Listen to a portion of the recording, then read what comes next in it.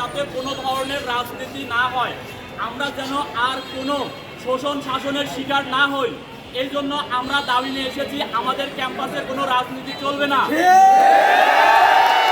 আর mainly এটা আমাদের Rajshahi college প্রশাসন আমাদের অফিসিয়াল স্টেটমেন্ট দিবে যে রাজশাহী কলেজ ছাত্র রাজনীতি চিরতরে নিষিদ্ধ।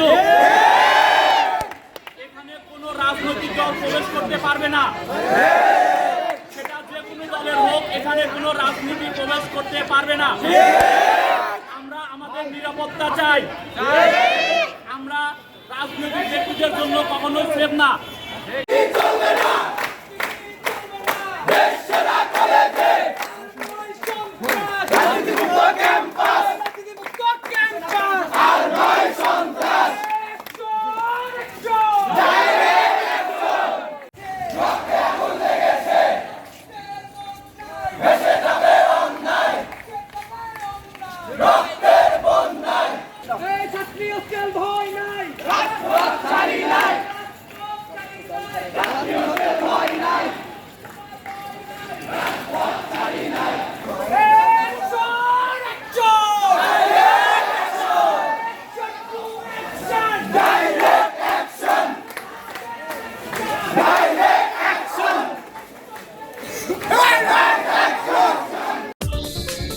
দেশ বিদেশের সর্বশেষ সংবাদ সবার আগে জানতে ক্লিক করুন risingbeauty.com।